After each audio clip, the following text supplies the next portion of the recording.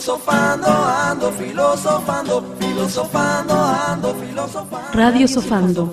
Con Victoria Carrasco y Pedro Tello. Un espacio de reflexión crítica donde se propone, se analiza y se dialoga sobre las principales problemáticas de nuestro tiempo, transmitiendo en vivo a través de www.radiosofando.com, transmitiendo desde la Ciudad de México vía streaming para todo el mundo. Filosofando, ando filosofando, filosofando, ando filosofando, filosofando, ando filosofando, filosofando, ando filosofando. Filosofando, ando filosofando, filosofando, ando filosofando, filosofando, ando filosofando, filosofando, ando filosofando.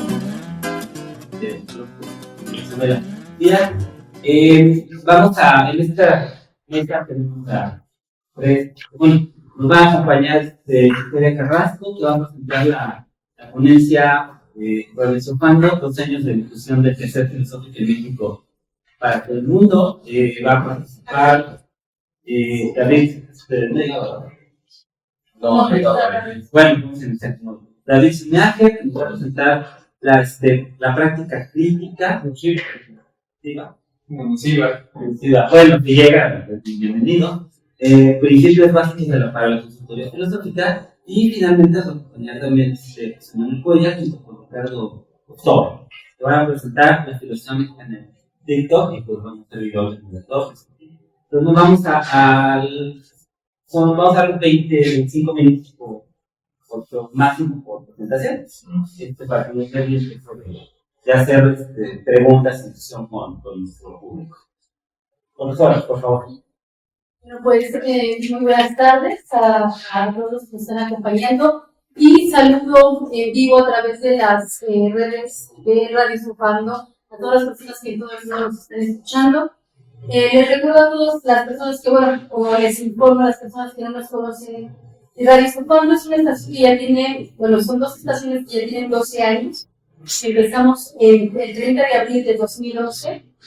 Transmitiendo desde lo que en ese entonces era la estación de radio de la central de abasto de la Ciudad de México, que es la central de abasto más grande del mundo, y el proyecto cultural era una radio, entonces nos incluyeron como programa de radio. Después nos fuimos transformando a una estación donde transmitimos las 24 horas, los 365 días, contenido filosófico para todo el mundo. Actualmente nos escuchan en 118 países permanentemente, en más de 1000 ciudades, y va esto creciendo. De hecho, no tenemos realmente todas las ciudades en las que nos escuchan, son las que alcanzamos a captar. Y nos repiten también las 24 horas a través de 36 repetidoras, 44 repetidoras, como Radio Garden. Yo creo que todos conocen Radio Garden, que es una... ¿no conocen Radio Garden? No. Pues Radio Garden es pues es un proyecto que ya en un futuro AM y FM van a desaparecer. A nivel mundial ya se está haciendo, de hecho en Europa ya desapareció todo lo que es Europa del Norte, todos los países nórdicos, AM y FM ya no existen. Por varias causas. Primero, la digitalización pues es mucho mayor en la calidad de audio que con cualquier antena. O sea, ninguna antena puede competir ya con lo que es la radio digital o la televisión digital. O sea, todo lo que tenga que ver con transmisión digital. Por eso desaparece AM y FM. La segunda razón es porque contamina mucho. Una antena genera muchos watts de potencia, es mucho el consumo de energía y por eso desaparecen. En unos 10 años ya no va a existir AM y FM, todas las radios van a ser digitales. Entonces Radio Garden es un proyecto que empezó aproximadamente en el 2000 para recabar todas las radios del mundo y hacerlas digitales. Entonces nuestra primera retransmisora fue Radio Garden. Radio Garden no entra a cualquier estación, tiene que cubrir el parámetro de 24 horas, 365 días y checan que sea una programación continua. Nosotros nos cobraron 6 meses y desde el 2000 como 2006 aproximadamente ya nos retransmiten en Radio Garden. También está la que yo creo que sí conocen, Soy Radio, o sea, esa es otra repetidora. Pero aparte de esas, en todo el mundo nos repiten, tenemos 44 repetidoras.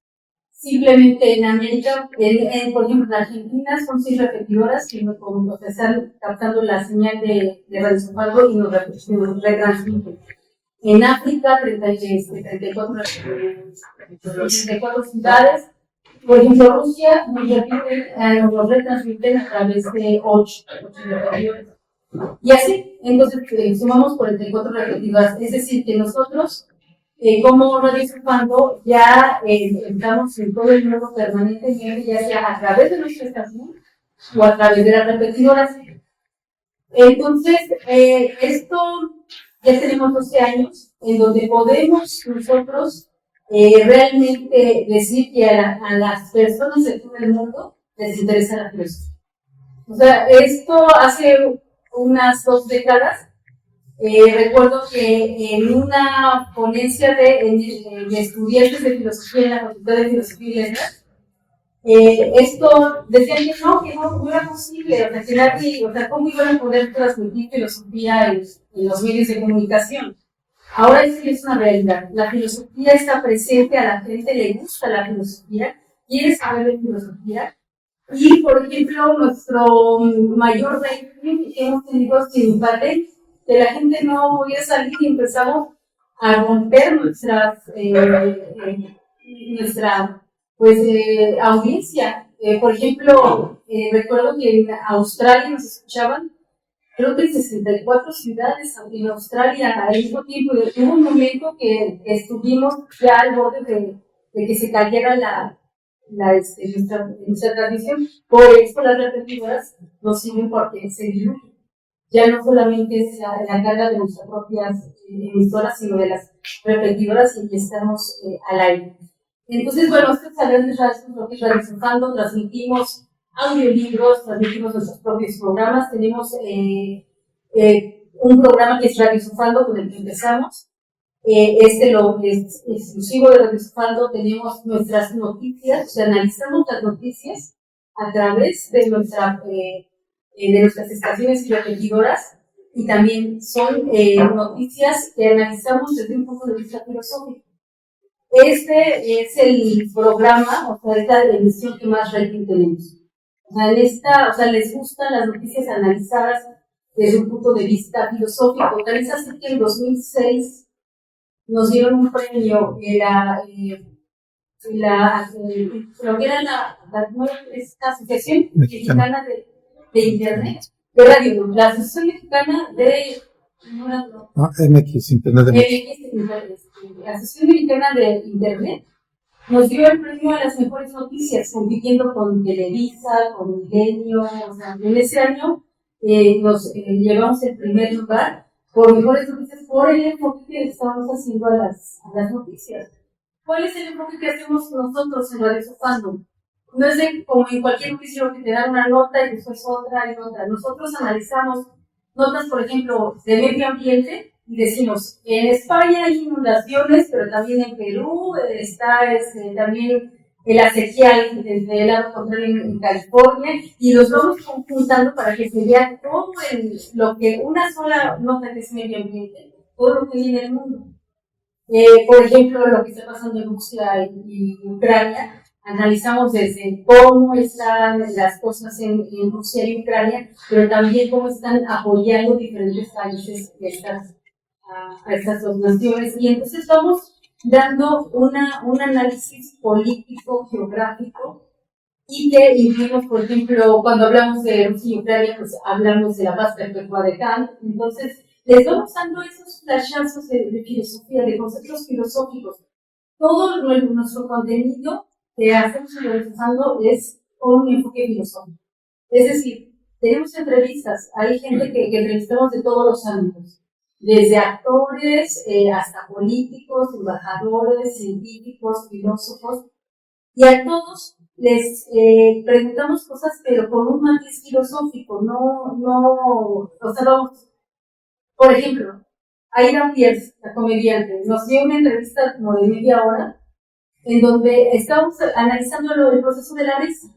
O sea, cuál era el valor de la risa, si daba un bien a la humanidad de la risa. Y entonces ella empezó a hablar. Y empezó y la gente que está, por ejemplo, en la farándula, a veces no les dan ese aspecto, pues, o estético, o humanístico, o científico que ellos tienen, y nada más se quedan con la parte, pues, muy superficial. Pero, por ejemplo, hemos hablado de estética con Jorge Rivero, de filosofía de Giordano Bruno, bueno, que ya que pasa Francisca Isela Vega. Entonces, nosotros nos hemos dado la tarea de que no importa de qué medio sea, vamos a buscar la parte filosófica. O sea, vamos a buscar la problemática ética, la problemática estética, la problemática lógica. Y entonces nosotros lo que nos hemos dado cuenta que a la gente sí le interesa la filosofía. Y a veces somos los filósofos los que no queremos entrar a la sociedad. Por ejemplo, hicimos un programa reflexionando sobre las drogas. Y como nos invitan ya a varios foros, coincidimos en un foro donde había varios artistas. Estaban los mascabrones y les preguntamos qué pensaban de la droga, si era necesario incluir el uso de la marihuana. ¿Quién fue Germán? Germán Ortega dijo que no debería estar abierto. Estamos en esa misma sesión a esta Campuzano. Obviamente ya dijo que no, o sea, que no pueden estar abiertas las drogas porque dañan mucho y ella en su experiencia propia lo sabe. Entonces, son cosas que nosotros les damos otra visión, dirigimos la comunicación que puede dar cualquier persona hacia un problema filosófico. Entonces, ya llevamos 12 años, hemos resistido, por ejemplo, la pandemia. Generalmente nosotros Radiosofando lo sustentamos con trabajo externo, ¿no? En este caso, Pedro, él es arquitecto y realmente él es el que ha solventado lo que es Radiosofando, pero la pandemia, que todo se cerró, que no hubo trabajo para nadie, Radiosofando fue la que nos sostuvo, porque empezaron a buscarnos personas que querían anunciarse en Radiosofando porque obviamente los otros medios más grandes no les alcanzaron. Y eso fue lo que nos sostuvo.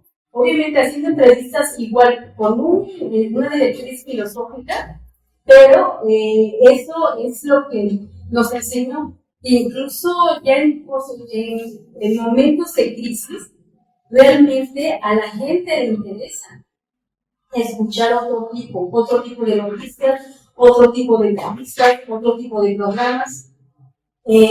Por ejemplo, en la situación, por ejemplo, de África, a nosotros nos envían muchos boletines de África, de la terrible sequía, la terrible hambruna que hay en África y que ningún medio lo menciona. Entonces, cada vez nuestro proyecto de radio se va haciendo cada vez más extenso y va llegando a más personas que se quedan enganchadas y entonces son incluso quienes nos piden. El libro que más nos han pedido es El Príncipe de Maquiavelo. O sea, ese es el que nos han pedido. En segundo lugar, están a los diálogos de Platón. Y bueno, ahora el contrato social, generalmente ponemos un audiolibro por mes. El contrato social, tenemos ya 3 meses con el contrato social, el audiolibro, porque lo quieren, o sea, no quieren que lo quitemos. Se lo quitamos y nos lo vuelven a pedir.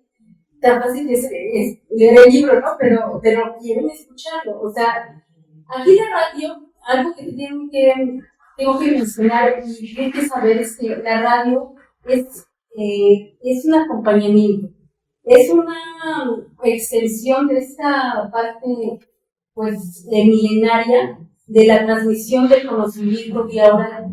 O sea, esto no se lo vamos a quitar al ser humano. Puede haber libros, podrá haber imágenes, pero esta transmisión oral de escuchar la voz que te va narrando una historia, que te va narrando un mensaje, es milenario, así pensamos. o sea, de la cultura, desde los albores de las civilizaciones. Entonces, la radio nunca va a desaparecer, se va a transformar. Pero esta necesidad de escuchar a alguien que esté dando un mensaje y que nos haga reflexionar y que podamos incluso contestar ese mensaje siempre va a estar. Entonces, por eso nosotros elegimos radio. Ahora, pues, con todas estas, todo eso que se ha desarrollado en la tecnología, Radio Sofando se ha transformado en un sistema multimedios. Tenemos videos de entrevistas, lo ponemos en YouTube, tenemos podcasts que pueden escuchar los programas a cualquier hora y está la parte en vivo. Entonces, esto se va transformando, pero la realidad es que a la gente, no importa si estudió filosofía o no, le interesa. Y le interesa tener conocimientos, sobre todo, de algo que nunca les llegó, que no les llegó en otro momento, ni en sus escuelas, ni en sus carreras. Entonces quieren tener ese conocimiento que les hace falta. Y pues mi mensaje sería no sé cómo voy a decirlo. Perdón, sí, no,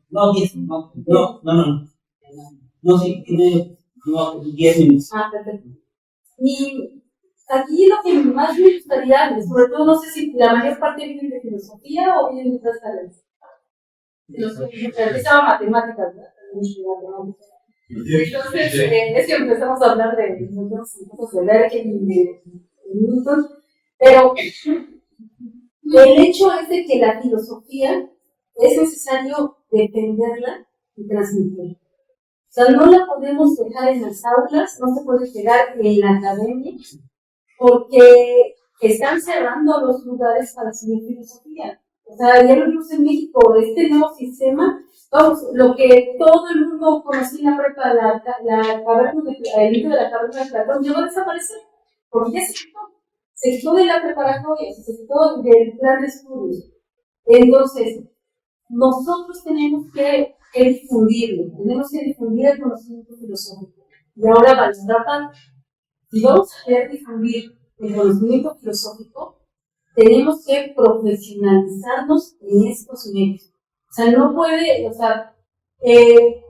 si queremos un real impacto de lo que queramos decir, no podemos estar jugando a ser coquicentarias. O sea, los medios de comunicación son muy profesionales. Obviamente tienen mucho dinero, pero porque ahí nos damos cuenta cuando alguien quiere anunciarse, o sea, cuando tiene patrocinador, porque sabe que le va a llegar al público. Hay público para la filosofía, sí hay público. Entonces, el problema es de que no hay profesionalismo en los filósofos que quieren transmitir filosofía en medios. Se tiene que ya ser profesional, así como llega pues, Televisa para poner un concurso de baile, visitar las cámaras y todo, también se tiene que tomar en serio cómo se transmite, ya sea podcast, radio o videos, porque la competencia es muy dura. Entonces, se quiere generar un interés fuerte en la gente, se tiene que, o sea, hay que profesionalizarse, y no solamente hablo del equipo, hablo incluso de saber hablar ante un micrófono, de saber expresarse, porque la radio y la televisión han subsistido porque tienen sus reglas, tienen toda una forma de expresión, desde la locución, o sea, desde cómo se habla, y no digo de si son palabras elegantes o rimbombantes, no, hablo de hablar bien, de gesticular bien, decir bien las vocales. Lamentablemente ustedes vean pues muchos videos, no se entiende lo que dice, tienen a lo mejor muchas gráficas muy buenas, pero no se entiende. Y los medios jalan primero por el oído, así sea video. No han visto cuando empieza a haber una explosión y después empiezan las letras, ¿no? El oído es lo que capta primero la atención, antes que la vista. Entonces, deben, o sea, se debe de hacer una realmente profesionalización de los medios digitales para poder transmitir pues, filosofía. Sí se quiere competir con los demás. Aquí simplemente si hay un impacto de estas cuestiones, por ejemplo, nosotros en noticias hemos visto, decimos noticias y después nos las fusilan en otros medios, como digo, milenios, pero no importa, porque esa es la misión. O sea, nosotros damos a nuestro público. Si uno quiere tomar ese pensamiento, pues está bien. De hecho, uno puede ver que vimos que un programa de concursos, ¿de qué era? Sí, creo que sí. Canal 6. Canal 6. Estábamos con otras personas que estaban viendo un programa de concursos, una rolita que giraba. Bueno, una de las preguntas era filósofos famosos. Entonces tienen que ver las letras. Y estaba Platón, Sócrates, Platón. Entonces va a ser Aristóteles, ¿no? Abajo, no, pusieron a Heráclito. Pero el concurso que o sea, sí se supo Heráclito. Entonces, ¿cuál es la posibilidad de que en un programa trivial de concursos pongan una pregunta de filósofo? O sea, ya está abriéndose un espacio, pero tenemos que seguir empujando. Y cuando empecé este proyecto, mi idea era de meter a la filosofía estilo caballo de Troya. Es decir, meter filosofía en otros programas, porque yo lo que hacía cuando trabajaba en Radio Red, yo tengo 36 años ya en los medios. Entonces yo metía temas de filosofía. Entonces ese era mi temática, que se metieran temas de filosofía en otros programas para que se pudiera ver una curiosidad hacia la filosofía. Entonces, pues decían que no era posible. Ahora sí, o sea, ahora ya estamos dando incluso pie a temáticas. O sea, nosotros ponemos temas que después nos copian. Eso es lo que pasa en los medios.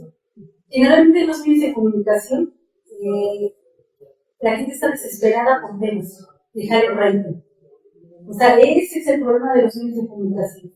Si llegan los filósofos a poner temas, o sea, y no sé, hacer la biografía de Hegel o la biografía de Kant o la biografía de Sócrates, no, es temas que tienen que ver con la sociedad, pero desde un punto de vista filosófico.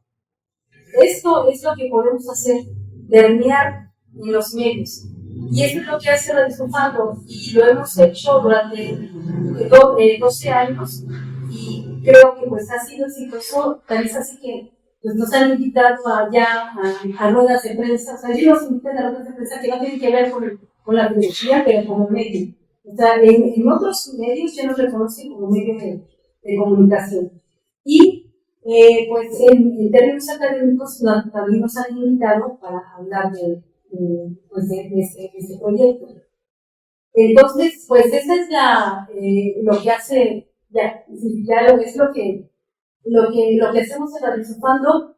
Aquí por último, Radio Sofando lo hacemos realmente 3 personas, pero de ello la parte técnica, la parte de todo lo que se sostiene en Radio Sofando, y tiene 2 programas, que es La Nave de los Locos, y bueno, y las noticias, él es el director de noticias. Nuestro hijo, que es el que ve la parte de la propaganda, o sea, de medios, y que nos da los temas. O sea, nos dice, aquí hay un tema que cala, y nos los da, y sí, en verdad, sí nos ha ayudado mucho a levantar con los temas que escoger. Y pues, en este caso, la dirección general que la hago yo, Victoria Carrasco, y que pues pongo todo lo que he aprendido en estos 36 años en los medios de comunicación, y que pues nos ha generado bastante audiencia, y es lo que pues es lo que queremos decir el día de hoy. También les recuerdo que esto que se está transmitiendo en vivo, pues lo vamos a transmitir en nuestras redes sociales, en YouTube, en nuestro canal Radio Sofando, también en nuestro podcast en iVoox, que también es de Radio Sofando, si lo encuentran, y en los grupos de Facebook, quiero saber de filosofía, literatura y política y lo que pueden reflexiones de autores, los grupos más grandes, quiero saber de filosofía, tiene 30 años, no, 300, 30 años. Casi 400,000. Casi 400,000. Entonces, porque la gente quiere aprender filosofía. Entonces, esto es lo que hacemos y nuestra, pues ahora sí que evidencia de que sí, la gente sí quiere saber de filosofía. Muchísimas gracias.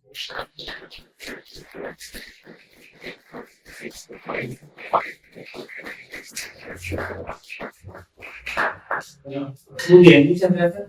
Vamos a darle la palabra a René Zuñaga. Muchas gracias a los organizadores de este congreso, a la Asociación Filosófica de México, al organizador de este simposio, al querido Luis Patiño, compartimos ya finanzas y caminos por abrir un espacio para dos temas. Mi presentación ahora va a versar de manera específica sobre un campo de la práctica filosófica que es la consultoría filosófica, pero a la vez voy a ir refiriendo algunos otras ramas dentro de la práctica filosófica. Y bueno, ya si tienen preguntas sobre alguna otra parte de qué hacer, llamado práctica filosófica, con mucho gusto hablamos. ¿Sí? Pero este trabajo se llama La práctica crítica, principios básicos para la consultoría filosófica. El trabajo en completo es más amplio de lo que voy a presentar ahora, también con gusto si quieren puedo enviar. ¿Sí? Entonces, bueno, como resumen en este texto, voy a intentar, en esta presentación, voy a intentar mostrar el carácter crítico, cómo el carácter crítico brinda a la consultoría filosófica un criterio de distinción conceptual y teórico respecto a otras prácticas de la filosofía. Y voy a abordar algunos aspectos en específico, como el conocerse a sí mismo, lo necesario, el lenguaje, la lógica y las relaciones con la verdad, que son algunos de los elementos característicos o puntuales de este quehacer llamado consultoría filosófica. Entonces, bueno, pues la consultoría filosófica en primera medida no es una práctica nueva en el devenir de las sociedades o en la historia de la filosofía. Ha surgido y se basa en la filosofía misma, en las interacciones que Epicteto organizaba con sus estudiantes en el mundo helenístico, en el quehacer que Confucio o Buda desarrollaban con sus discípulos, en las formas de interacción y trabajos con el otro que se daban en el Calmecac o el Tepozcali, en el mundo azteca. Ahora, tiene que ver con ciertas formas de las interacciones, porque las escuelas filosóficas a lo largo de la historia, los filósofos y dentro de las escuelas han dado muchos tipos de interacción. Hace poco, justamente, el doctor Luis organizó un coloquio sobre divulgación de la filosofía y uno de los puntos que charlábamos es que existe la divulgación de la filosofía, la didáctica y la enseñanza de la filosofía y la práctica filosófica. Y son quehaceres que podemos distinguir, cada uno tiene una función, un lugar, un sentido. Entonces, bueno, vamos a tratar de estudiar o conocer algunas de estas cualidades que poseen procesos, las características que nos podrían permitir tal vez distinguirlo. Primero que nada, tal vez pudiéramos trazar algunos criterios para distinguir esto que llamamos prácticas filosóficas. Esto lo he trabajado en algunos otros trabajos y básicamente quisiera enunciar tres grandes criterios. El primero de ellos es que la práctica filosófica es un quehacer fundamental. Esto quiere decir que tiene que relacionarse, vincularse, no solo con textos de la historia de la filosofía, sino con una serie de libros, artículos, estudios y reflexiones escritas que analicen, desarrollen, expliquen y definan e incluso problematicen ese quehacer, observando sus alcances posibilidades, estudiando sus rutas, límites y particularidades. Es decir, que se me ocurre, que ahora voy a empezar a hacer consultorías filosóficas, y sin más, no es suficiente. Necesito una orientación, necesito más reflexión crítica sobre la práctica. Un segundo criterio es que dicha práctica tiene que ser intersubjetiva, entendiendo la intersubjetividad como los procesos de construcción de un sentido conjunto con el otro. El practicante filósofo no solamente participa, enuncia, propone, direcciona, que es a lo que muchas veces estamos más acostumbrados en filosofía, es decir, dar de conferencias, digamos, más o menos, sino que también escucha, capta, recibe lo que su interlocutor le presenta y se teje con los demás una trama de sentido, intercalando estos momentos. Digo, parece tal vez muy básico y obvio quizá lo que estoy diciendo, pero de repente hay personas que dicen que están haciendo consultorías filosóficas y nada más están haciendo una conferencia de filosofía para una persona, una clase. Se requiere esta interacción entre los roles. Y ahora, el tercer criterio tiene que ver con un sentido filosófico. Es decir, los sentidos filosóficos son sentidos en expansión, porque se multiplican, nos tocan y se nos presentan como cuestiones importantes, trascendentes o urgentes. Es decir, estamos haciendo un quehacer fundamentado e intersubjetivo, pero que versa sobre un aspecto que es de carácter trascendente, urgente, necesario. Presenta esta cualidad, la interacción que se está dando con ese sujeto en ese momento dado. Entonces, diga, con problemas fundamentales, ¿no? Algo similar a lo que acontecía con los temas que trataba Sócrates, ¿no? En donde él ponía el acento cuando se acercaba a los sujetos y a las realidades de la Grecia antigua. Entonces, la conversación en un inicio era una conversación banal sobre cualquier temática que estaba aconteciendo en el momento, pero posteriormente se centraba en un aspecto fundamental. Entonces, bueno, esto es un poquito para dar cuenta de algunos criterios que pueden servirnos tal vez para distinguir qué hacer de las prácticas filosóficas. Sin embargo, ahora me gustaría entrar un poquito más en la consultoría filosófica y en este carácter crítico que pensaría que la caracteriza. El aspecto crítico de la consultoría filosófica también ha sido destacado por un filósofo muy importante que es Gerd Achenbach, que suele considerarse como uno de los iniciadores de la consultoría filosófica en nuestro tiempo, en este trabajo que hace la práctica filosófica de rehacer, retomar quehaceres que vienen de diferentes épocas en la historia de la filosofía y ponerlos en interacciones en el presente. Gerd Achenbach pues ha sido y es todavía está vivo, se educó en Alemania y sigue siendo es un colega muy respetable que ha aportado muchísimo al campo. Él también ha destacado un aspecto crítico, aunque no necesariamente exactamente en el mismo sentido que me gustaría ahora explorar. Lo crítico puede tener muchas acepciones y en este caso me gustaría especificarlo lo más posible. Existen dos grandes tendencias que abordan fuertemente la cuestión de lo crítico. Una que se ha llamado pensamiento crítico vinculado a la una postura política desde una visión marxista o post-marxista. La otra, tomando lo crítico como aptitud o habilidad, cierto tipo de pensamiento matizado, escrupuloso, analítico, indagatorio, desarrollado por algunos colegas norteamericanos, pero en principio, en un comienzo desarrollado por algunos colegas norteamericanos, la segunda mitad del siglo XX, normalmente lo que denominamos crítica del tiempo. Es decir, justamente el mismo nombre del libro, ¿no? El post-marxismo o el marxismo, y también todas estas corrientes que surgieron en Estados Unidos y Canadá como respuesta a los medios masivos de comunicación, principalmente, crítica del tiempo, que ha tenido gran influencia, por ejemplo, en la Academia Mexicana de Lógica. La gente que estudia pensamiento crítico, teóricamente informado, etc. Bueno, entonces, el critical thinking, como les decía, justamente surgió como una reacción a la publicidad y a la propaganda, buscando combatir la manipulación de los medios masivos de comunicación, pero el pensamiento marxista también apareció como un contramovimiento respecto a la explotación y la injusticia con los trabajadores. Ambas posturas se enfocan, al final de cuentas, en ver la realidad quiero decir, cosas muy claras en Marx y en el postmarxismo, pero también en crítica de Hume. Si no viéramos la realidad de lo que se dice, en el pensamiento crítico norteamericano, ¿cómo podríamos analizarlo, cuestionarlo o tomar postura ante ello? Es decir, la realidad del enunciado que se acerca a mí. Estas visiones tienen diferencias, pero también puntos en común. Ambas son una influencia para construir lo que llamaré, en este caso, dimensión crítica, que es una polaridad que no refiere solo al pensamiento, sino a la totalidad de nuestro actuar en el mundo, y nos permite ver o entender mucho de lo que somos o hacemos.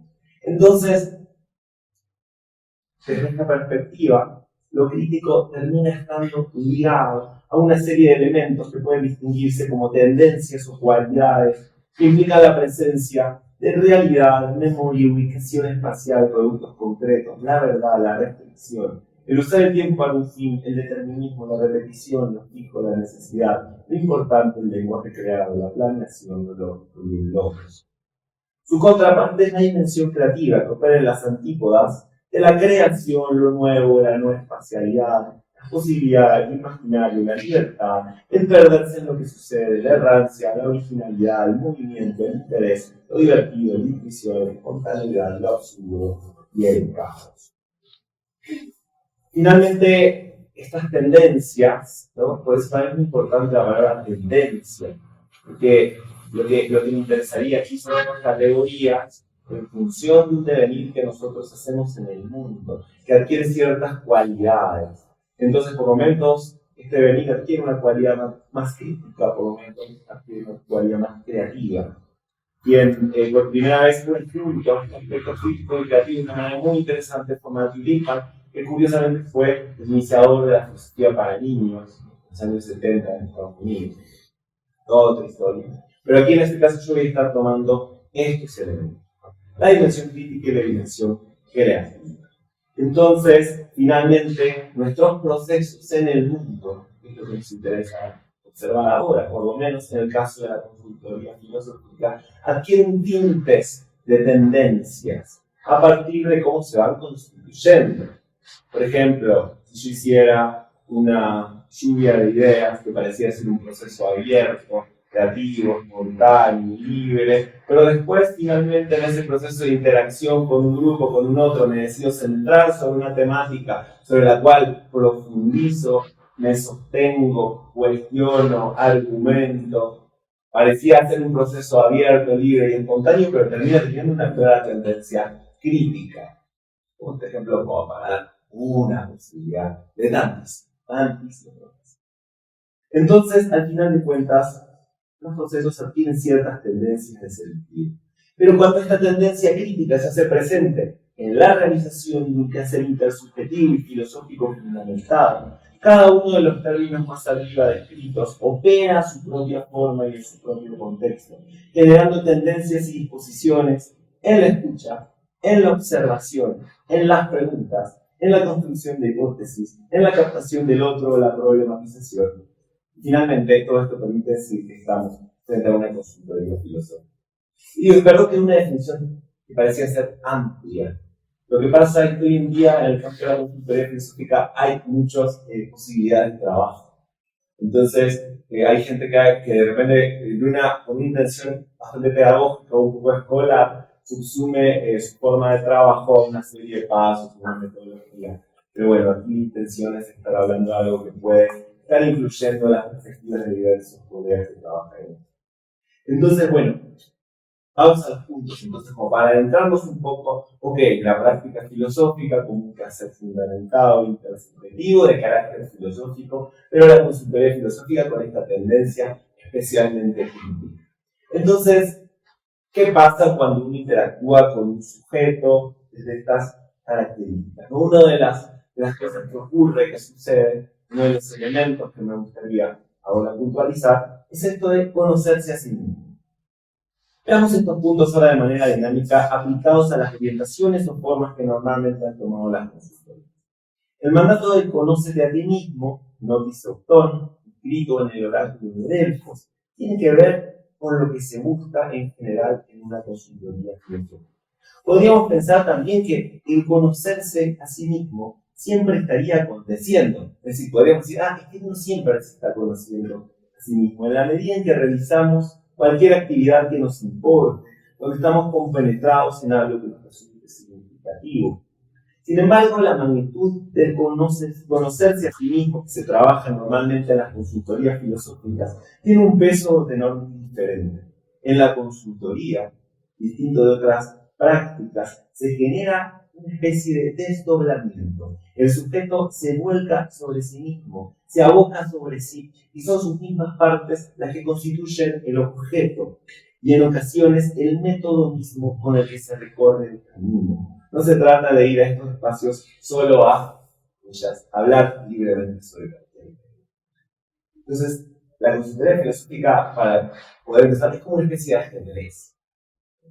Un ajedrez de disposición. Yo soy muy ligado a la fenomenología, y eso todo lo que yo va a estar un poco relacionado, que no sea la única tendencia de la que me ha inspirado, me nutre. Sin embargo, este desdoblamiento que se va dando en las consultorías filosóficas funciona un poco de esta manera, y en la consultoría filosófica, considerando cualquier estilo de trabajo con la misma, son las fisionomías del otro las que van configurando el camino de indagación. Son las formas de él o ella que se expresan, se presentan y son devueltas, problematizadas, cuestionadas, detenidas y profundizadas. El conocerse a sí mismo es una práctica definitivamente crítica. ¿Qué tiene que ver con lo crítico? Porque en sí mismo que se conoce responde a una cualidad genealógica, histórica, construida. Es decir, el presente de la subjetividad que estamos reconociendo tiene marcas, fisuras, desdoblamientos muy particulares, como dice Rana Hab. Rana Hab es un querido colega en Vermont, Estados Unidos, de Israel. Él habla que la consultoría filosófica es como explorar un paisaje. Es como recorrer el paisaje de la subjetividad del otro, pero esa subjetividad no es cualquier idea que nos esté ocurriendo en el momento, es un desdoblamiento específico. Y justamente la especificidad y el ojo crítico del filósofo es sumamente importante, porque es lo que va a dar un rigor a esa práctica.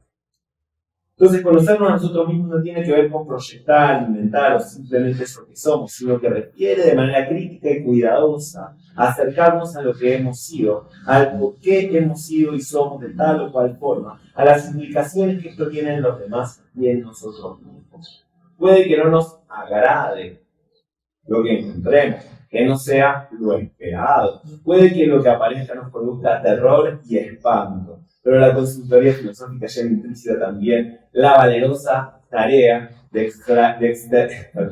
extender la mano por sobre la herida, de tocar su complexión y su hendidura, de explorar y tantear con el otro un camino que se nos presenta. Entonces, es este acercamiento directo a la circunstancia de estar enunciado. El segundo punto es lo necesario. Y aquí otro aspecto claramente crítico, muy típico del trabajo de la consultoría filosófica. Lo necesario es la contraposición al interés.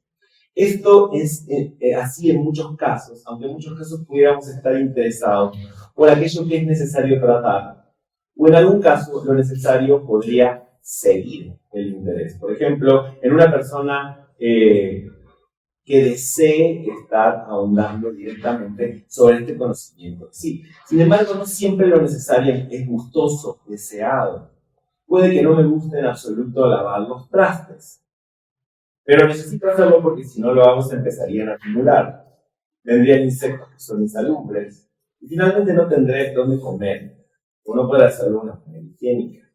Si no tengo dónde comer, supongamos que extendemos de no tener de manera absoluta, entonces no podría comer.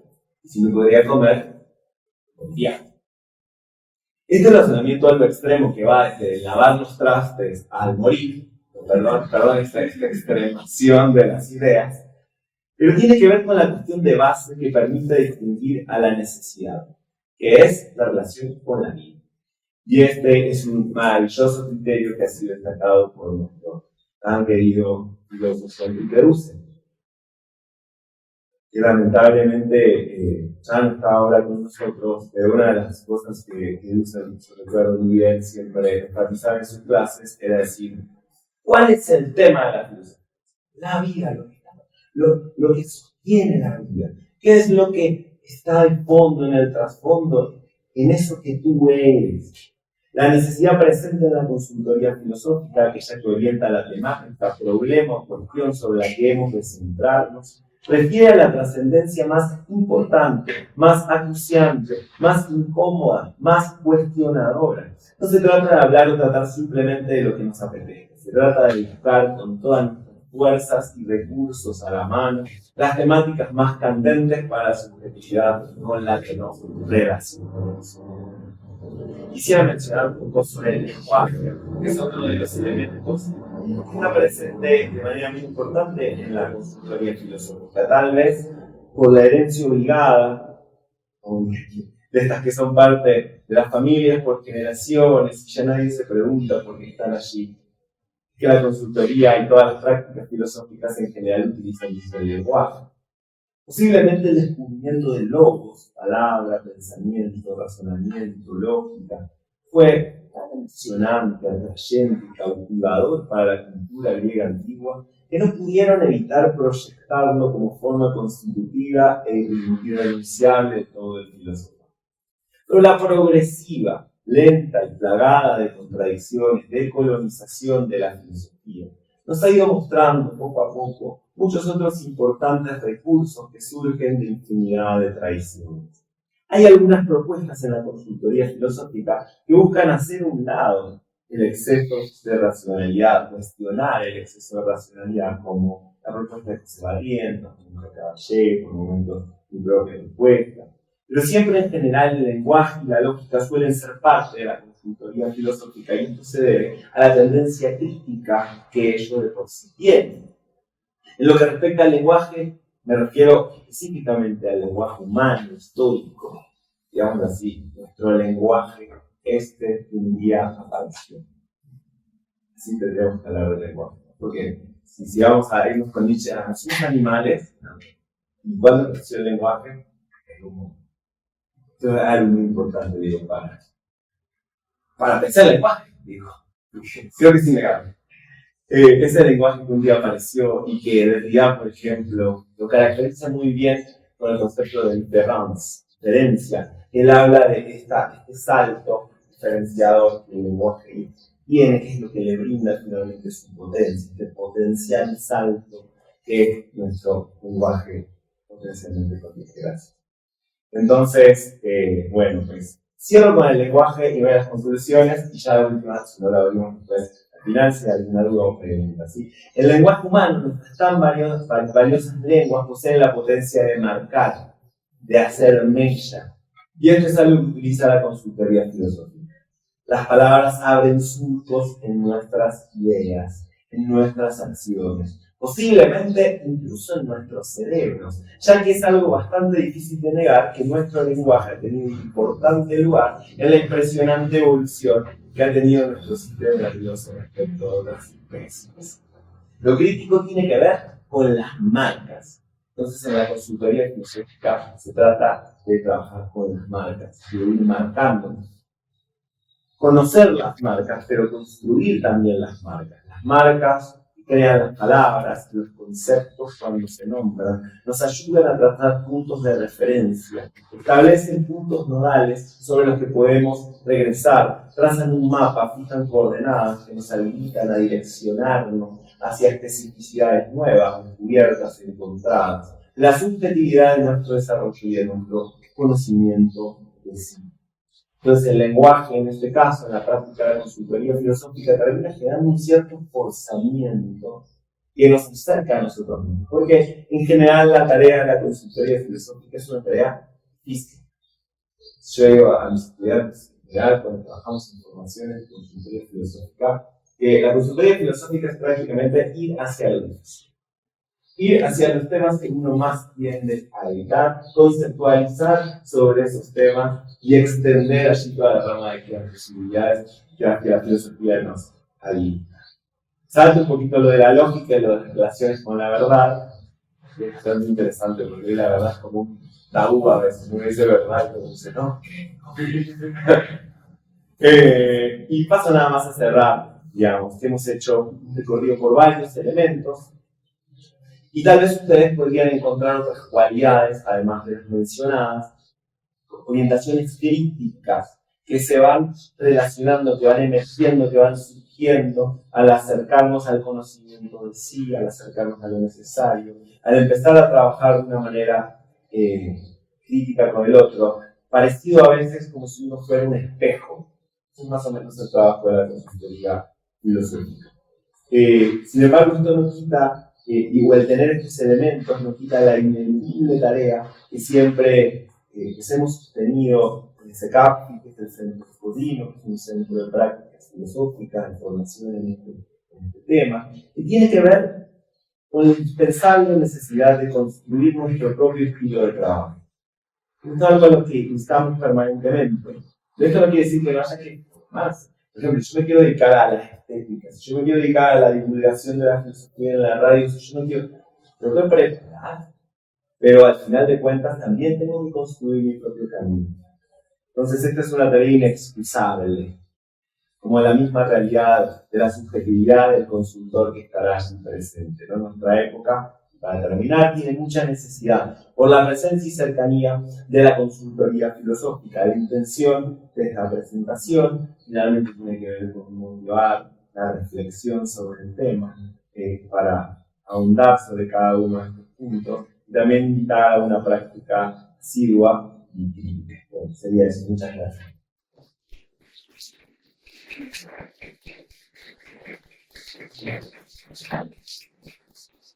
Muy bien, entonces pasamos ahora con José Manuel Cuellar y Ricardo Tostón. Muchas gracias. Nada más, vamos a ponerle en vivo, si me da un minutito.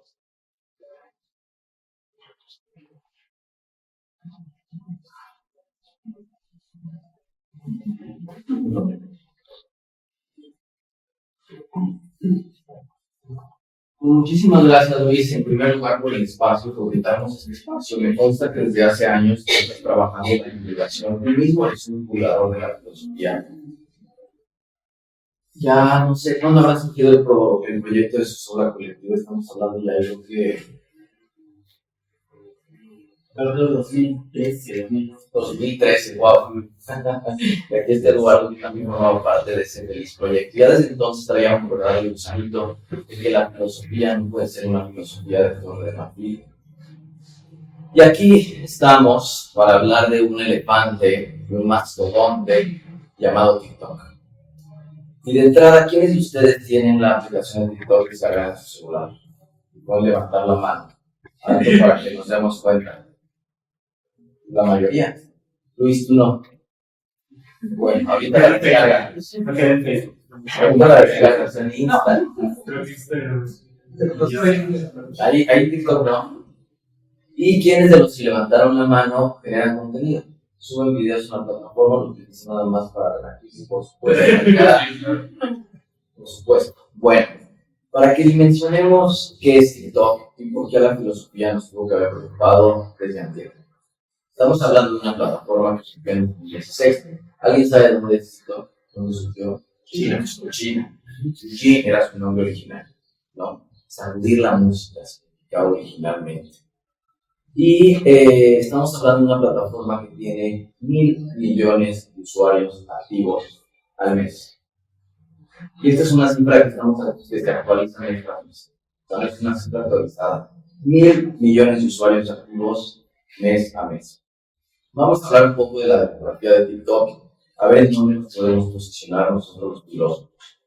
El 56% son usuarias, son mujeres. El 44% de los usuarios son hombres. Hay un equilibrio relativo. Y es una aplicación para jóvenes, es una aplicación para la generación Z. Pues no, para nada. El 57% de los usuarios de TikTok tienen más de 25 años. O sea, no es una aplicación que solamente está utilizando los adolescentes. Para nada, ese es un primer prejuicio que nos tenemos que quitar aquí.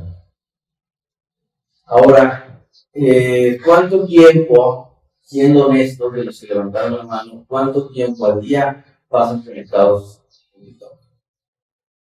Un cálculo, un aproximado. 5 horas al día. Muy bien. ¿Quién más? Con honestidad. Con honestidad. 1 hora al día. Pues el promedio actual, que insisto, esto es una estadística que se van actualizando mes tras mes, es 1 hora y media diaria. Pues tenemos a 1.000 millones de usuarios activos conectados 1 hora y media al día. Ningún medio de comunicación hasta ahora ha tenido este alcance y esta injerencia, también esta autonomía, y sobre esto vamos a hablar después. Ahora, TikTok, los que han usado y estarán familiarizados con la plataforma, actualmente nos deja subir videos de hasta 10 minutos, además de que nos da libertad en la edición de videos, en el uso de filtros. Y aquí en México tenemos una enorme comunidad de TikTok. Somos el 5º país que más usuarios activos tiene. ¿Cuántos usuarios activos tiene TikTok? Estamos hablando de un país de que 130 millones de habitantes, más o menos. Esos 130 millones, ¿cuántos son usuarios de TikTok? 40 millones. Allá. 70 millones. 70 millones. ¿Alguien más? Una tercera apuesta, ¿cuántos? ¿Quién da más? ¿Quién más? O menos. 90. Son 51.3 millones. Estamos en la quinta posición mundial. En primer lugar, evidentemente, es Estados Unidos con 140 millones. En segundo lugar está Indonesia con 106 millones. En tercer lugar, Brasil con 74 millones. Y Rusia con 56 millones. México en quinto lugar con 51 millones. Y aquí viene la pregunta más fuerte. ¿Qué influencer creen ustedes que tiene más seguidores en México? Estamos hablando de México. Arriba ese nombre. Erika o no. Cerca, no, muy cerca. Muy cerca. En TikTok. En TikTok.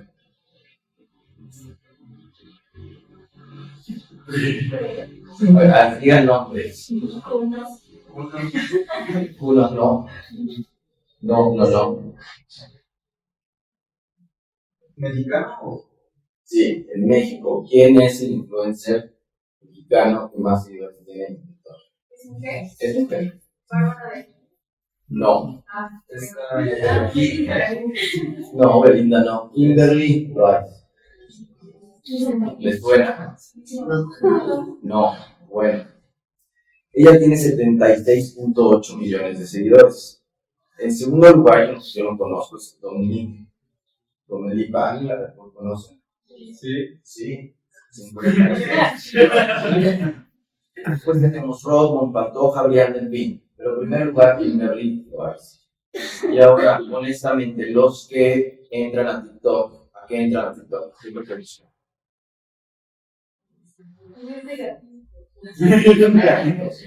Pues sí, la moda, más o menos, se define el ranking de popularidad, las mascotas con 27 millones de etiquetas. Pero en el primero, ¿qué más buscan? Recetas está por encima de mascotas. Recetas y cocina, 18 millones, perdón, no, mascotas, me confundí. Moda es 27 millones. Mascotas, 10 millones. Recetas, 18 millones. Baile, 181 millones. Los gatos no van tanto. Entretenimiento, que es una categoría muy larga. Entretenimiento, puede entrar humor, puede entrar muchas cosas. 535 millones. Tenemos bromas, tenemos fitness, deporte, renovación del hogar, bricolaje, belleza, cuidado de la piel, moda, que ya dijimos, recetas, consejos de vida, mascotas y al aire libre. Este es el ranking. No está la filosofía, no está la lectura, no están los libros en consejos de vida. Exacto. Entonces, ¿qué fenómeno vemos? Que la gente, los que queremos divulgar la filosofía, tenemos varias opciones, hablaremos de eso. Una de ellas es, claro, hacer de la filosofía no algo nuevo, como lo que sea Darwin, es algo nuevo, hacer de la filosofía una especie de terapéutica, de consultoría. Y también hay que reconocer la filosofía, no tiene por qué estar peleada con el entretenimiento, para nada, ¿no? Bueno, y ahora sí, vayamos al tema que nos ocupa, que es la presencia de la filosofía mexicana en TikTok. Yo soy doctor en filosofía, yo comencé a generar contenido en TikTok, pueden encontrar como el filósofo José, pero yo no soy la persona que tiene más presencia de filosofía mexicana en esta red. La persona, el principal, que podríamos llamar el principal representante de la filosofía mexicana en TikTok, consta de alrededor de 730,000 seguidores, solamente en TikTok. Y lo tenemos aquí, Ricardo Costova. ¿Quién es Ricardo Costova? Ricardo Costova nació en la Ciudad de México en 1999. Él estudió la licenciatura en filosofía en la UNAM. Él se desempeña como profesor y como consultor independiente. Dirige este proyecto de divulgación de la filosofía en redes. Si sumamos sus seguidores de todas las redes, yo nada más hablé de TikTok, pero si sumamos los seguidores de todas las redes, estamos hablando de más de 100 seguidores. Él ha trabajado en el Instituto de Investigaciones Filosóficas, en el Departamento de Publicaciones, como asistente de divulgación. Él se especializa, quienes lo seguimos lo sabemos perfectamente, en la filosofía antigua, en el platonismo, estudio de lenguas griegas, clásicas, el griego, el latín, la poesía, las filosofías de Asia, la filosofía de la ciencia, la alquimia. Incluso también tiene su columna mensual en la revista Este País, es el fundador de la Academia Platónica Mexicana y, entre otras cosas, nos contará aquí de su propuesta filosófica que tiene que ver con el erotismo, con el logos, algo que él denomina la erología. Pero, Ricardo, te quiero preguntar a ti ya, más allá de las cifras, de las estadísticas, de los datos duros que acabo de arrojar, ¿qué es esto? A ver, me gustaría iniciar preguntándoles nuevamente, ¿cuál es el motor de búsqueda de información más importante en el mundo? ¿Google? Pues no es Google. Al día de hoy, el motor de búsqueda más importante del mundo es TikTok. Ya no es una plataforma solamente de entretenimiento, sino que la gente se entera de lo que pasa en el mundo por medio de TikTok. Es que no es una red social TikTok. O sea, la competencia de TikTok no es Instagram, no es Facebook, la competencia de TikTok es Google. Y ya cada vez está siendo más popular la frase "estoy en TikTok". Hay un cuento que lo explica. En TikTok se explicará por qué pasa esto. Definitivamente, hay motores de búsqueda de información académica, todos conocemos aquí, Google Académico, Dialnet, etc. Pero la gente hoy por hoy se informa, incluso de temas filosóficos de especialidad, en TikTok. A ver, y tú conoces, ya llevas más rato en TikTok, ¿quiénes son los creadores de contenido mexicano? ¿Cómo está presente la filosofía? A ver, creo que hay un prejuicio, y es que todo es entretenimiento en TikTok, ¿no? Lo cierto es que no, hay una presencia muy importante en la filosofía mexicana. Tenemos al Instituto de Investigaciones Filosóficas de la UNAM, tenemos a la Universidad Panamericana, tenemos al especialista en Aristóteles Héctor Zagal, tenemos entrevistas con Mauricio Bishop, Raúl Trejo, especialista en Barcelona, ya tiene su TikTok también. Y si no les interesa, digamos, algún local, pueden encontrar muy bien entrevistas a Leo Camus, Jean-Paul Sartre, Simone de Beauvoir, Slavoj Žižek, Chomsky, Heidegger, etc. Hay para todo de que falleció de Husserl, han estado siguiendo una gente de videos de Husserl, de verdad que no. Por supuesto, y hay una gran presencia de especialistas en diversas ramas de la filosofía. José se encarga particularmente de la filosofía mexicana, todo lo que tiene que ver con Emilio Uranga. Es una gran fuente de información, pero no solamente de información, sino de conocimiento. Sí, y ahora, a ver, no todo es ni sobre hojuelas. Hay como dos peligros, me gustaría que nos hablas. ¿Cuáles son los riesgos de estar generando contenido filosófico en TikTok? Y la otra cara, ¿cuáles son los riesgos de que la comunidad filosófica permanezca al margen de este fenómeno? Hay un riesgo que yo identifico plenamente, y es que si nosotros no nos encargamos de este espacio, alguien más lo va a hacer, pero no necesariamente con las credenciales adecuadas, no con la rigurosidad adecuada, ¿no? Como estamos viendo. La consultoría, la divulgación es un tema serio que requiere de fundamentos. Este espacio también se presta mucho a que todo tipo de personas, sin un fundamento, sin una justificación, presenten filosofías que en realidad pueden ser muy perjudiciales, que en realidad pueden ser muy dañinas, que en realidad pueden promover cosas como el veganismo, como un pobre es pobre porque quiere. Entonces, tenemos una serie de personajes que hablan de filosofía, sinceramente con un pleno afán comercial y malintencionado. Es que lo comentamos hace rato, la filosofía ya está en TikTok. Esa no es la pregunta. ¿Cómo insertar la filosofía en TikTok? No, la filosofía ya está en TikTok.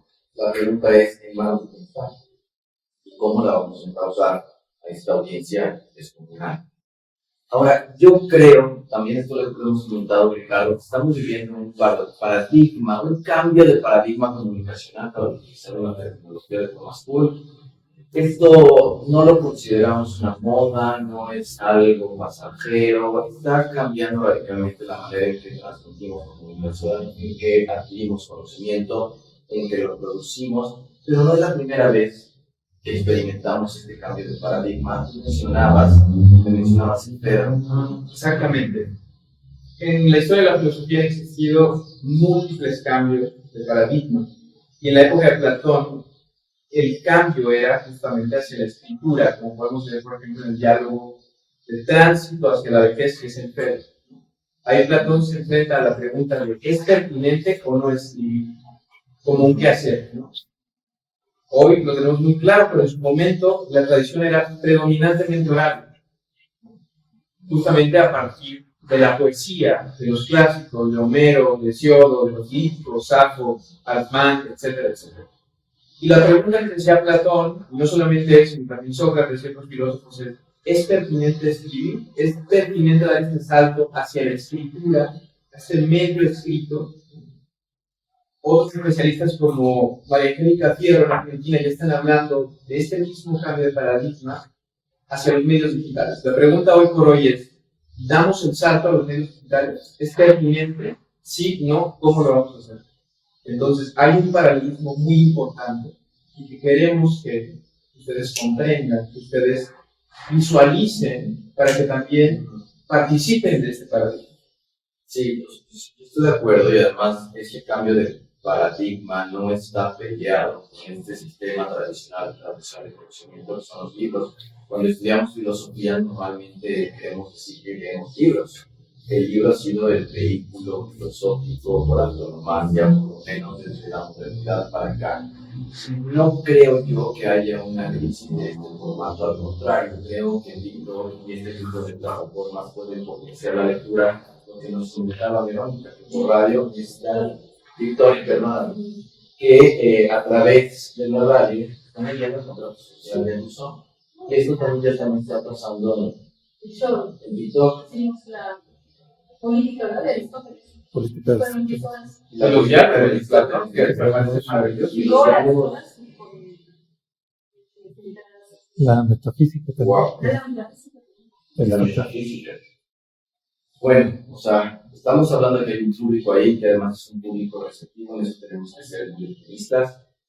Y ahora sí, platícanos, Ricardo, de tu experiencia personal. ¿Cuándo entraste a TikTok? ¿Cómo te ha ido? ¿Cómo te ha recibido la gente?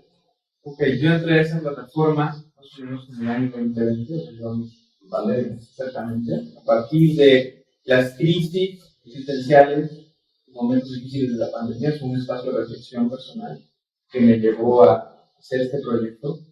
Y ha sido una experiencia muy enriquecedora. Compartir contenido también contribuye a la formación personal, la formación profesional. Te comentan, te van preguntando ideas. Uno no lo espera, pero hay especialistas, incluso en los comentarios, dándote bibliografía, artículos, comentarios, de todo. Y por supuesto, como bien mencionabas, no todo es miel sobre hojuelas, siempre va a haber disputa, siempre va a haber polémica, siempre va a haber hate, ¿no? Pero eso es parte de nuestra tradición filosófica mexicana, es decir, la filosofía mexicana desde antaño ha tenido este modus operandi, ¿no? Ha sido de disputa, polémica, recordemos a Clavijero, recordemos a Emilio Uranga, recordemos a Samará, etcétera, etcétera, ¿no?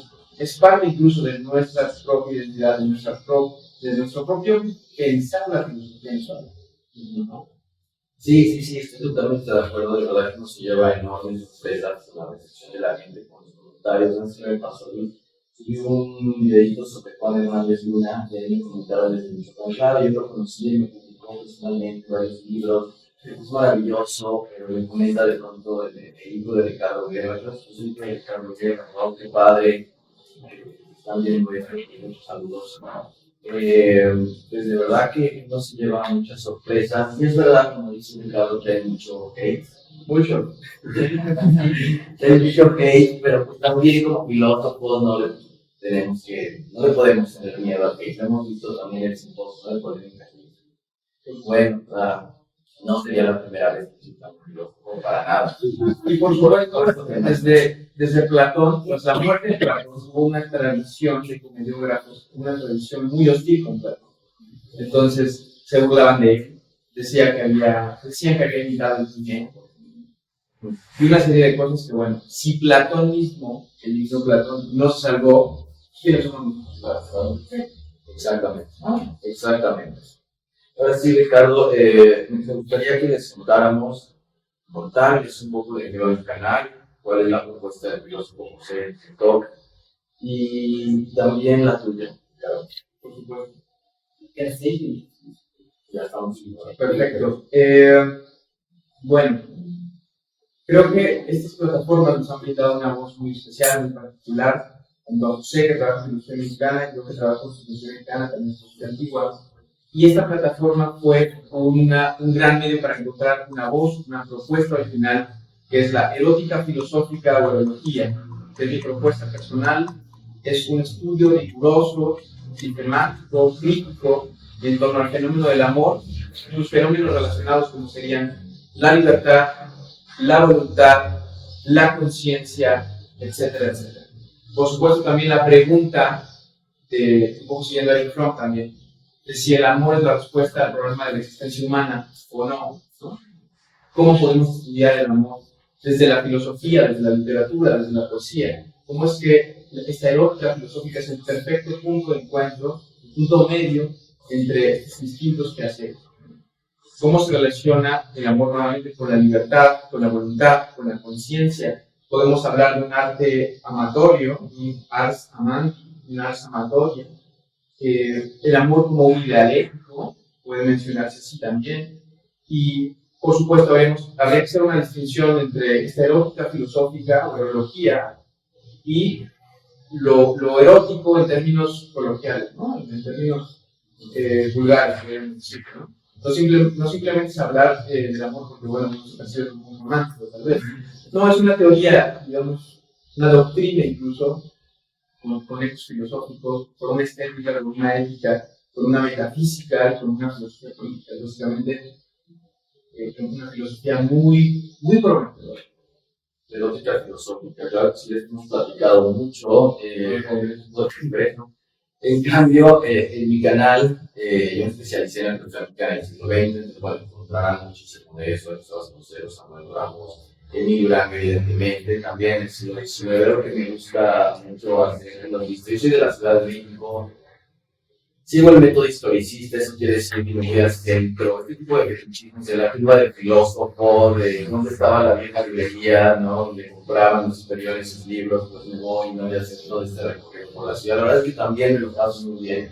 Creo que también nos la pasamos muy bien grabando TikToks, Ricardo Costova, el filósofo José, y todo el objetivo de esta ponencia es exhortar a la comunidad filosófica, académica, a que se sacudan de prejuicios, sus historias los tienen, y que encaren, comprenden y de preferencia entren a generar contenido, a apropiarse de esa filosofía que ya están en TikTok. Muchísimas gracias, Ricardo, Luis, los asistentes, los que nos siguen, muchísimas gracias. Una última cosa. Sí, adelante. El asunto de lo que queremos hacer, lo que queremos exhortarles es, aquí está la información, ¿no? Pueden decir, no es mi formato, no me gusta, está perfecto, pero que tomen una decisión desde el conocimiento y desde el, está ocurriendo ahí, nosotros participemos, formamos parte. Exactamente, y si quieren tomar parte, que lo hagan, y si no, Porque sea por una buena razón y no por un prejuicio, no por un escritor. ¿No? Sí, Se vale, ¿no? se vale. Pues, bueno, muchísimas gracias. Muchas gracias.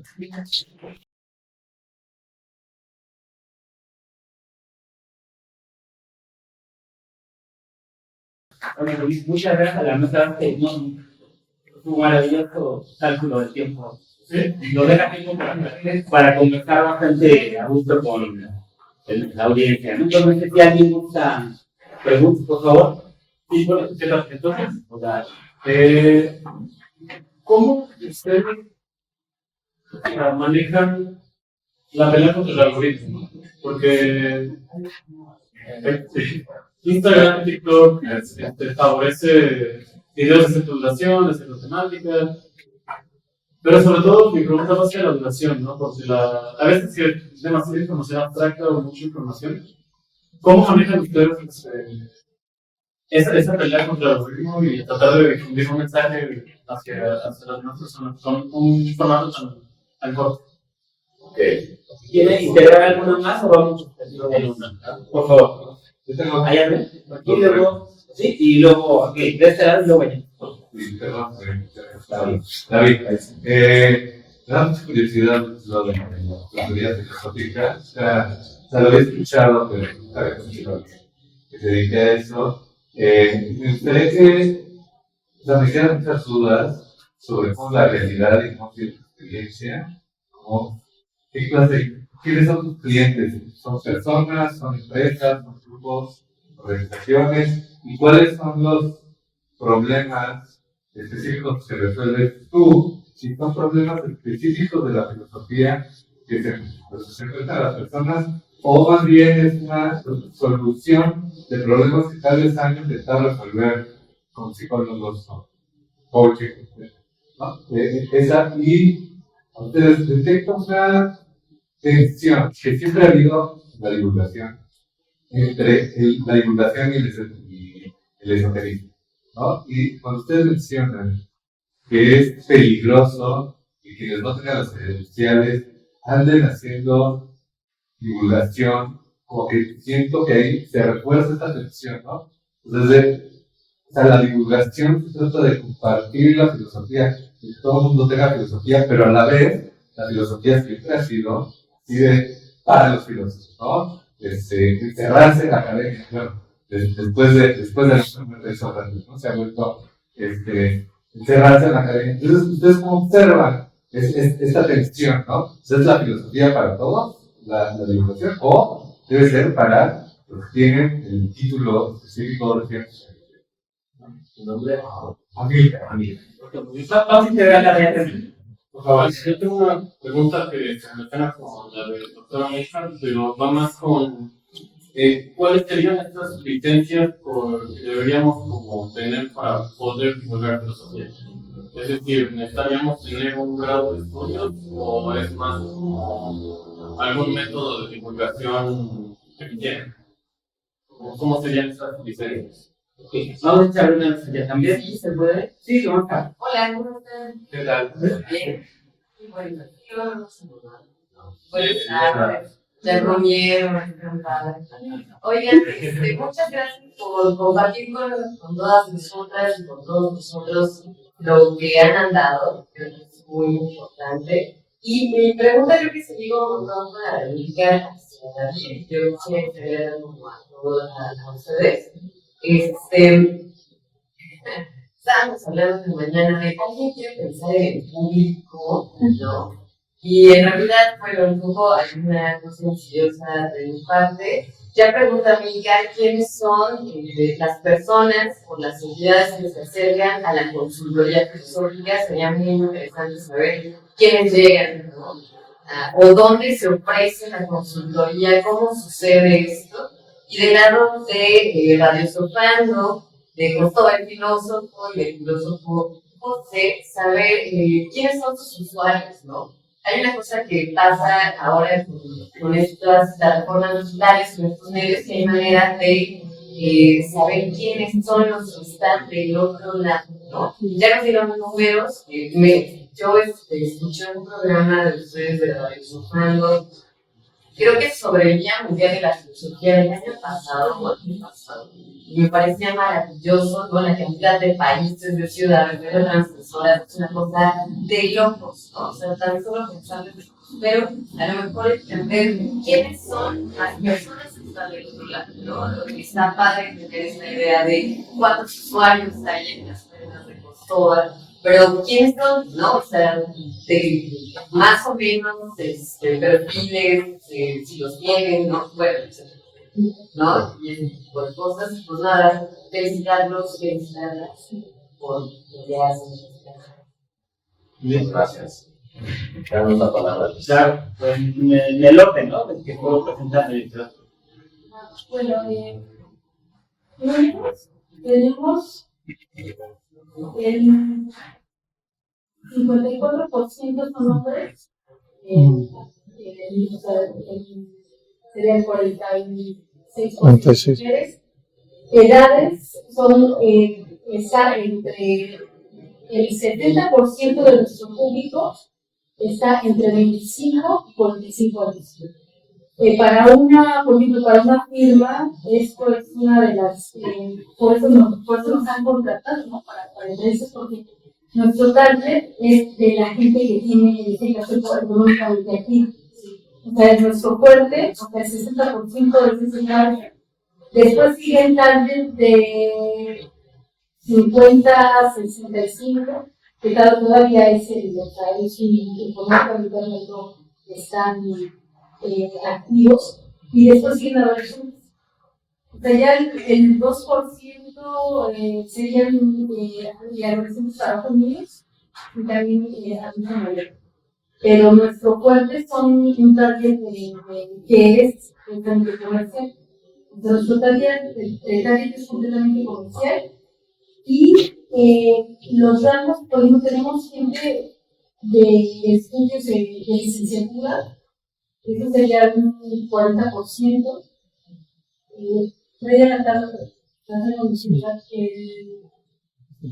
No, me voy a tratar la mayoría son de licenciatura, pero no son de filosofía. O sea, nuestro público, sobre todo, son licenciatura, pero que son hoy ingenierías, que les interesan las humanidades, que les ponen en la parte económica, que es de dinero. Nos siguen muchos médicos y veterinarios también. Y también parte de lo que serían áreas físico-matemáticas. O sea, esa es nuestra. Por ejemplo, tenemos a alguien que desde Portugal nos escuchaba pelear, fuimos a visitar nosotros, de hecho, nos llegaron a darnos. Él fue de nuestros primeros, de nuestra primera audiencia, cuando todavía no era un programa de una hora. Él fue la primera persona que nos escuchó y que llamó por teléfono para platicar con nosotros desde Portugal a México. Y él le interesó tanto la filosofía, él era comerciante, tenía librería. Y entonces ponía en su cuarto, ponía como a las 3 de la noche horas en Portugal, nos ponía ahí. Y entonces le interesó tanto la filosofía, que estudió filosofía, ella se licenció. O sea, ella tiene la licenciatura de filosofía y ahorita tiene un restaurante. O sea, él no se dedica a la filosofía, él tiene sus negocios, pero tiene la licenciatura de filosofía. Y así hay gente que que le interesó en algún momento la filosofía, pero se dedicó a otra cosa. Entonces, la mayor parte es esa y son socioeconómicamente hablando, gente que tiene medios. Entonces, ahí está el. Dilo de las noticias, que tenemos gente conectada ya las 24 horas para las noticias. Sí, tenemos agencias de noticias que ya se conectan con nosotros para saber lo que nosotros vamos a decir. Por ejemplo, Guadalajara tenemos 3 ya se conectan. De hecho, hasta nos dicen, ¿por qué no empezamos? Ya nos estoy llamando Rusia. Rusia nos está en español. Está en una comunidad de jábaros en Rusia que también son cubanos. Entonces, pero salimos, o sea, la mayoría son cubanos, pero también tenemos una comunidad muy fuerte en Chile, de latinos, que nos escuchan. Pero ya son permanentes, o sea, ya son retransmisoras. Me gustaría mucho que no lo nada más quisiera comentar algo de lo que dijeron de quién puede las credenciales, ¿no? Yo concuerdo con ellos en la situación de que si hay personas que a nosotros nos consta de que son conocimiento de Platón, conocimiento de Kant, que lo usan para hacer sectas, se disfrazan de pseudo filósofos y entonces son sectas. O sea, hay ya incluso hemos hecho más programas de eso, que usan conceptos filosóficos, por ejemplo, estoicos.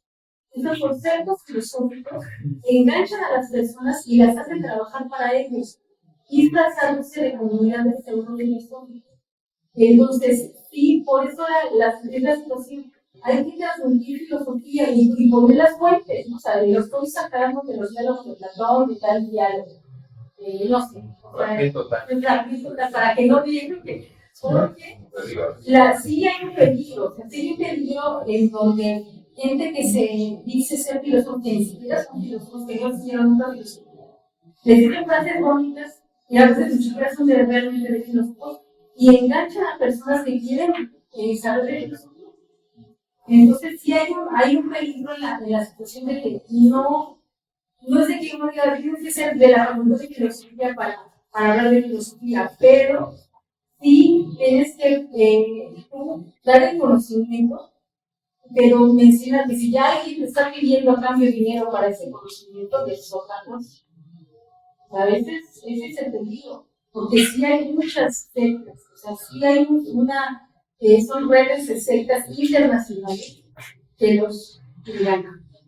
Entonces sí se tiene que ver, por eso los filósofos deben de perderse en los medios, para que no cualquiera esté diciendo, porque alguien puede hablar de filosofía desde su punto de vista, pero que se sepa que no tiene, bajo los lados, y a lo mejor lo comprende mejor que muchos, pero que la gente sepa diferenciar entre lo que dijo el filósofo a lo que alguien te dice que dijo el filósofo para que hagas lo que él quiera. Eso es muy diferente. Entonces, por eso, es como, a ver, del mundo de los arquitectos o los ingenieros, el que dice que es maestro albañil y con eso se obliga con casas, y estos se caen porque no saben de cálculo, no saben, por ejemplo, la dinámica de suelos. Entonces, claro que tiene un chiste de salir de la facultad de ingeniería o de la facultad de arquitectura. Entonces, en ese aspecto también hay una metodología que tiene un filósofo, hay un bagaje que tiene un filósofo y también un aspecto. Entonces, no es lo mismo que alguien te diga, yo te voy a enseñar de Platón, y se pone a leer los libros de Platón y empieza a decir lo que él piensa o lo que él quiere que piense de Platón. O sea, eso es muy diferente. O sea, ¿quién tiene la autoría o la autoridad más bien de hablar de Platón? Pues, bueno, pero tú puedes decir, yo te puedo hablar de Platón y he leído a tales autores que también dicen esto de Platón, o tenés la pantalla para entender más el mundo helénico, pero hay una gran diferencia. Y hay gente que quiere dar a conocer los conceptos filosóficos y que quiere usar los conceptos filosóficos para sus fines personales.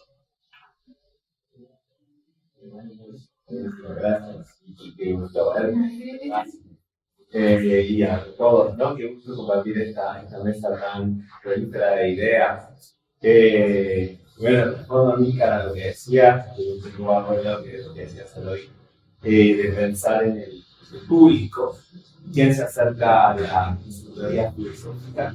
Lo que pasa es que la filosofía, y esto se va descubriendo en los medios de divulgadores, no goza de la mayor popularidad en un principio a nivel social. Entonces, generalmente, personas piensan que la filosofía es una cosa extraña, abstrusa, aburrida, y sobre todo que no tiene nada que ver con su vida. Evidentemente, esto no es cierto, porque todo el mundo se apoya, funciona a partir de principios éticos, tecnológicos, construye una estética, tiene una identidad, ¿no? Entonces, tiene una pertenencia, no solo tiene una pertenencia, sino una pertenencia nodal. La filosofía y el desarrollo de la subjetividad.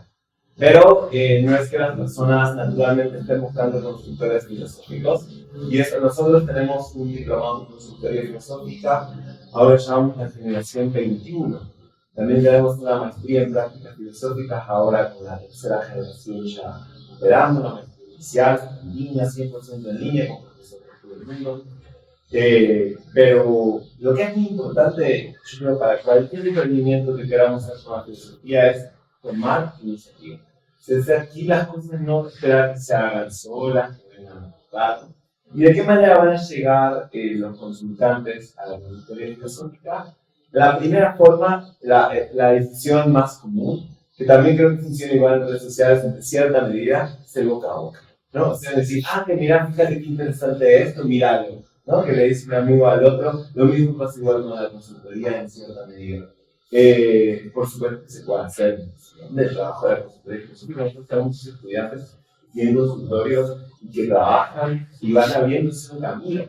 Y después ya se empiezan a establecer. También tenemos colegas o estudiantes que trabajan en conjunto con la psicología y son psicólogos y filósofos y combinan la consultoría con la práctica psicoterapéutica. También se puede. Luego trabajar en conjunto, en interdisciplinar, en disciplina, es muy interesante y muy provechoso. En verdad, la verdad es que el tipo de público puede ser muy variado y depende de cómo sea la práctica que uno empieza a hacer.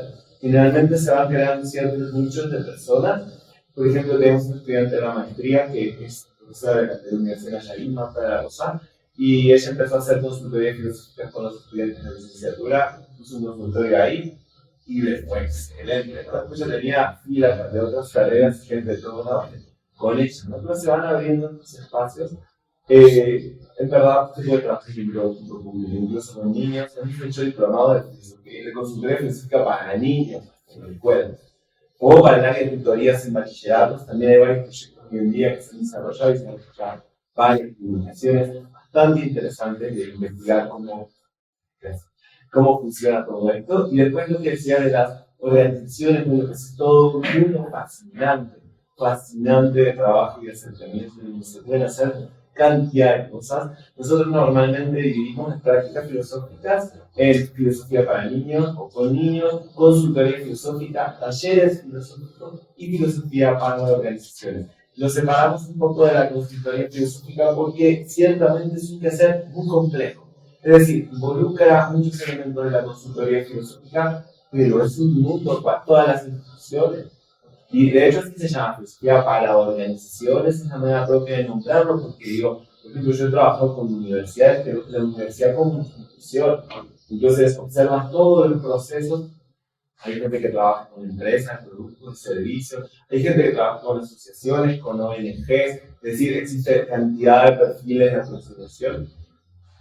Pero con mucha sinceridad les digo que la práctica filosófica en las organizaciones puede hacer cosas que ningún coaching puede hacer. O sea, es muy cierto. Diciendo, no lo digo como con un afán de competencia ni nada. Digo, ya hay algunos coaches que yo respeto, pero hay muchos de verdad que no hacen un trabajo serio. Es muy triste de pronto lo que sucede. Y también nuevamente pasa lo mismo con la filosofía, sobre todo en los procesos que banalizan el que hacer, ¿no? Que no implican una formación y un estudio para llegar a establecer una práctica profesional. Ese yo creo que es el criterio que tiene que primar en cualquier quehacer que uno denomine como profesional. Y bueno, básicamente creo que esto es el punto de relación al público, a la gente. Y yo quiero comentarles también algo. A ustedes han preguntado acerca de los problemas rápidamente. Les digo, ¿qué problemas son? En verdad, a veces decimos, no, bueno, el consultante va a llegar con el tema de las pasiones, con el tema de la virtud. No, el consultante es un ser humano común que llega con cualquier tipo de cosas. Entonces, es nuestra capacidad para poder observar la dimensión filosófica de la existencia del otro. Ese es el trabajo que se hace. Ok, si la filosofía está presente en la realidad misma, bueno, ok, vamos a ir encontrando esa disposición filosófica que existe en eso con lo que tú vienes. Y tal vez a veces pasa que los consultantes llegan con ciertas preguntas, ciertos temas, y al final la consultoría filosófica termina siendo sobre otra cosa, porque el aspecto fundamental y filosófico no estaba ahí. Pero no es que uno lo imponga, es una búsqueda, ¿no? El trabajo de la consultoría filosófica es sensible a cambio. Y después nada más un pequeño comentario para ustedes, y también ahora de paso que les toca comentar, igual también para Vicky, que están haciendo unos proyectos, creo, los dos, las dos presentaciones muy interesantes, muy importantes. Solamente quería preguntarles, comentarles, en este saltar a los medios digitales, a lo cual yo no quisiera restarle nada a sus palabras, nada. Sin embargo, pensaría que como profesionales de la filosofía, al mismo tiempo estar dentro de los procesos sociales, porque nos interesan, seguramente también tendremos que hacer una reflexión, un análisis, incluso hasta a veces una reformulación en parte de algunos de los ejes o elementos de los que se compone ese sistema mismo. Yo al menos lo creo de esa manera. Digo, por ejemplo, nosotros hemos tenido asesoramiento en redes sociales por algunos tiktokers también. Un colega que se llama Panda Filosófico, si lo conocen, pero digo, bueno, él también nos ha apoyado y nos ha dado algunas informaciones y yo estoy totalmente de acuerdo con lo que decía, pero por ejemplo me preguntaría, porque yo sé que el hate es un elemento muy propio del TikTok. Yo sé que el hate, como ustedes mencionaban, puede ser utilizado filosóficamente 100%, es el polemos, si querés, lo ponemos en esos términos. Ahora también existen otros medios, seguramente, que ustedes, o que se pueden promover, ¿no? O preguntaría, o me pregunto, o les pregunto, en qué medida, y cuando nosotros nos integramos en esta red social, también reflexionamos sobre los procesos que contiene, y a partir de eso también estructuramos algo. Yo quiero agregar, perdón, lo que veo es que hemos logrado consolidar muy bien los proyectos. Sobre todo cualquiera que haya hecho un proyecto de lo que sea, sabe que es bastante difícil mantenerlo en el tiempo, sobre todo en el crecimiento, como ustedes decían. ¿Qué ha sido como el reto más difícil para lograr consolidar? ¿Dónde han encontrado la dificultad más fuerte para todo esto que han hecho? Perdón. Gracias, Luis. Pues comento rápidamente para que dé tiempo de más discusión. Sí es verdad, olvidamos decir algo súper importante. El TikTok presenta por lo menos un doble desafío a la filosofía, no solamente de qué manera vamos a transmitir y a producir conocimiento con estas nuevas plataformas, sino también qué problema filosófico plantea de subir el TikTok con esta replicación, esta digitalización del yo, y lo que implica tener una imagen completamente filtrada y el uso masivo de selfies. Evidentemente, esto es un nuevo proceso de subjetivación que plantea problemas al sujeto, tal como lo venimos estudiando en la filosofía. TikTok es un problema filosófico para la identidad y para muchas otras cosas. El único problema no es saber cómo vamos a sentarnos en esta plataforma. Mi audiencia, 25 a 35 años, 55% hombres, más o menos, 45% mujeres. Me siguen muchísimos filósofos, filósofos súper profesionales, súper especialistas que se saben la cita, que se saben la página. Muchísimos estudiantes de filosofía que utilizan precisamente el herramienta educativa, lo cual es entonces para mí una enorme responsabilidad. Y también un amplio público que está interesado, puede ser desde lo más variopinto del mundo, gente que quiso estudiar filosofía. Pues yo no pude, pero mira, estoy aquí, me encanta. Hasta gente que viene de otras disciplinas, pero como sabemos, la filosofía siempre está ahí en sustrato, que realiza todas las disciplinas, y los filósofos a veces pecamos de modestos, ¿no? Y si alguien nos pregunta, si le preguntamos a un abogado, ¿qué eres? Soy abogado, soy médico. Nosotros, ay no, llamarme filósofo yo, pues es que no tengo una propuesta para cambiar el mundo, pero no es un tratado, entonces yo soy la nada, ¿no? Como la señora del lamento de la soledad de mi padre, y ella es nadie. No, o sea, la filosofía es una disciplina endiabladamente difícil, todos aquí lo sabemos, nos hemos quemado las pestañas estudiando filosofía, y ser filósofo no solamente es escribir un tratado, también es traducir, ser un buen docente, tener el don milagroso de sacudir conciencias. Esto te hace un filósofo en el pleno sentido de la palabra. Entonces no tenemos un poco que hacernos menos. Sí, soy filósofo, hago filosofía, y porque si no tenemos vicios como que estamos acostumbrados a que la filosofía no se remunera, pues sí, somos nadie, no merecemos nada. No, y yo creo que Por ejemplo, así como los dermatólogos, un caso que me toca de cerca, se apoderaron del TikTok porque se daban cuenta que había un montón de gente dando consejos sobre la piel. No porque todos tengamos piel, estamos facultados a dar consejos sobre la piel. Hay especialistas. Así, porque todos tengamos ideas filosóficas, porque todos tenemos ideas filosóficas, la filosofía no es propiedad exclusiva de unos cuantos iluminados, pero sí existimos profesionales de la filosofía. Entonces, yo creo que alguien que se tome esta responsabilidad de ser una persona muy interesada, tal autor y tal cosa, tal, sí tiene que haber pasado por unas aulas de filosofía. Yo digo que sí. No estoy hablando de títulos, no estoy hablando de tal o cual universidad, pero sí hubo que les hecho ese ejercicio de ser un profesional de la filosofía, de los contrarios, sí, porque estaremos hablando a la gente. Y bueno, te cedo la palabra, Ricardo. Bueno, quedan muchos temas, lo del algoritmo, el principal reto, pues yo creo que ahí está la respuesta, ¿no? Nos quedan como 15 minutos. Bueno, ¿lo que aquí está tratando de eso? No nos permitamos responder porque si uno vea. sí. Ok, yo dejamos la Para el retrovismo uno mismo. Quitarse las inhibiciones. El qué dirán, se burlarán de mí, me ridiculizarán mis colegas porque estoy aquí. ¿no? Creo que Soy filósofo de TikTok. muy difícil. Y luego, La batalla con el algoritmo. Muchas veces pensamos los filósofos, ¿qué voy a hacer? ¿Qué voy a decir? La batalla con el algoritmo es practicando, haciéndolo, ¿no? Literalmente. Yo utilizo mucho el recurso de, bueno, a la gente tienes que engancharla primero con algo que no es filosófico, pero que te conduce a la filosofía. Entonces es una estrategia muy útil, ¿no?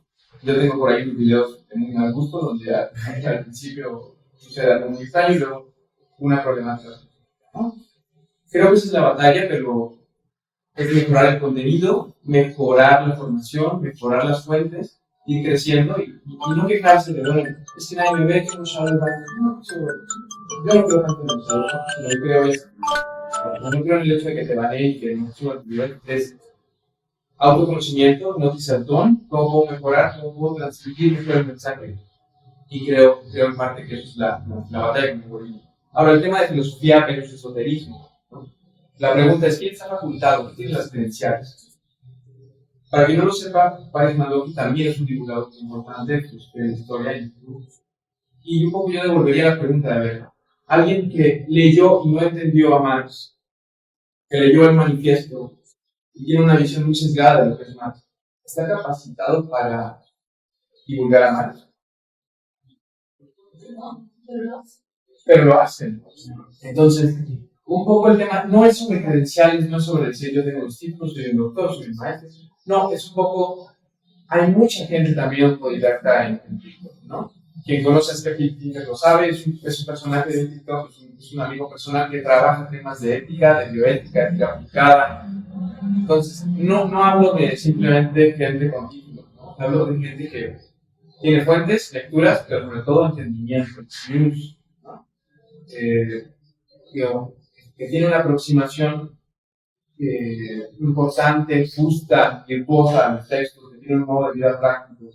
No hablo de credenciales en ningún momento como para descalificar a nadie. Ahora, el tema del esoterismo creo que se debe combatir, o más que el esoterismo, digo, pues cierta charlatanería de esto, porque es peligroso. Porque hay gente, en algún momento también en la pandemia se vio, recomendando remedios a la gente que ponían en riesgo su salud. Entonces, no creo que sea un tema menor. Como filósofos tenemos también una función social muy importante. Y a mí me llega gente de todo tipo diciéndome, oye, quería quitarme la vida, pero te escuché hablar de Marco Aurelio y estoy aquí. Entonces, ese tipo de cosas valen mucho la pena. Ahora, el tema de los filósofos profesionales es algo. Yo hice un video divulgando este congreso y alguien me decía, ¿por qué pones profesionales? Y dije, a ver, porque Platón, Aristóteles, Marco Aurelio, no tenían el título, no eran licenciados en la Universidad de Guanajuato, ¿no? O sea, el tema es, no se trata tanto de esas credenciales, sino de un modus vivendi particular, una praxis particular, un fundamento particular. Y eso es a lo que me refiero, ¿no? Por supuesto, hay profesionales que como José, que se dedican seriamente son escritores sobre tradiciones filosóficas, filosofía mexicana, Emilio etc. Me refiero más a eso, no me refiero tanto a quién sí y quién no. Ahora, aquí es mi público es muy amplio, me siguen más mujeres, cerca del 60% de mujeres, un 40% de hombres. Tengo suscriptores muy pequeños, niños también, he trabajado con filosofía para niños, también en los talleres. Muchos chicos jóvenes en secundaria, Joana Pisco también, Santiago Becerra, por mencionar algunos nombres, pero son gente que está entusiasmada por la filosofía y buscan algo, buscan fuentes, buscan fundamentos, buscan textos, buscan no simplemente frases que Sócrates jamás dijo, ¿no? Todos sabemos querer, pero no sabemos amar, lo dijo Platón, no va por ahí. Entonces, gente que busca un fundamento, que busca las bases, ¿no? También profesionales de la filosofía, me sigue la Universidad Panamericana y Cosagas. Es un público muy amplio y lo agradezco infinitamente. Exhortar a la gente a esta participación de TikTok ha sido un reto. Y bueno, ¿cuál ha sido el reto más fuerte? Por supuesto coincido, las barreras que se ponen uno mismo. El hate también es muy difícil. Quien me conozca sabrá que no es el libro de las funas, las polémicas, pero aquí estamos, eso es muy importante también. Recuérdame tu pregunta. Te preguntaba el aspecto reflexivo sobre la red social, todo lo que decía él, digamos, ¿no? Incluso hasta el mismo jefe. Exacto. La estrategia es un poco también hacer TikToks para que la gente se salga de TikTok. Es un poco hacer TikToks para decir, oye, no crees que estás usando demasiado TikTok. Esa es la idea, no tener a la gente enganchada.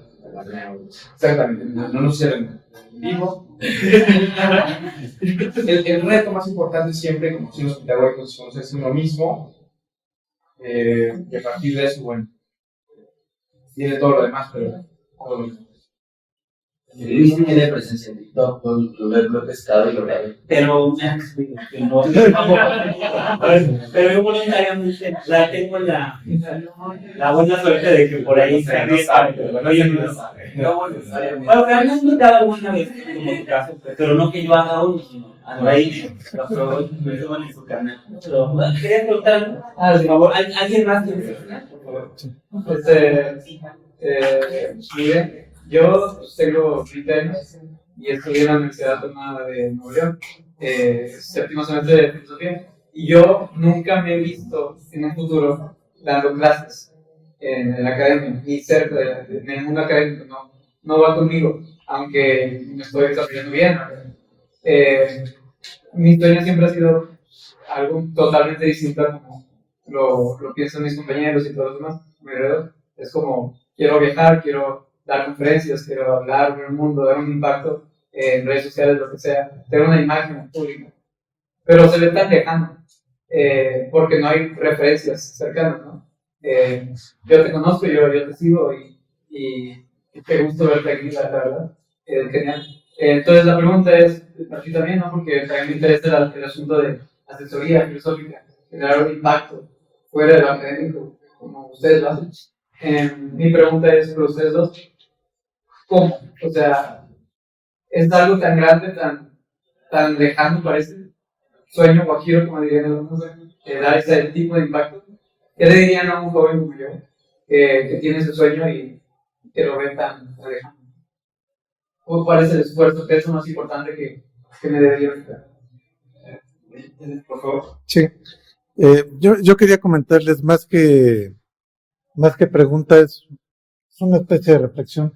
Creo que el punto en común que nos reúne aquí es el tema epistemológico, el conocimiento, cómo pasarlo, cómo transmitirlo, ¿no? Puede ser a través de una consulta, a través de una red social, a través de una radio, pero ahora, por hacer del destino, por un trabajo que estuve haciendo con Luis Álvarez y Casa, ya secretario particular de Graue, allá en la UNAM, tocó hacer todo un estudio, un benchmarking de área 1 físico-matemático. La idea es que se extendiera a todas las áreas de ahí de la UNAM, pero algo que encontramos en todas las universidades es la interdisciplinaridad y la transdisciplinaridad. Aquí vamos con todo esto que Harvard, Cambridge, las principales, Hong Kong, hablaban de darle conocimientos adicionales a la carrera, pero que no fueran fronteras cerradas entre facultades. Por ejemplo, si yo soy de filosofía y quiero estudiar comunicaciones, puedo tomar materias en comunicaciones que me permitan llegar a un fin. Eso se está haciendo ahorita en las universidades líderes.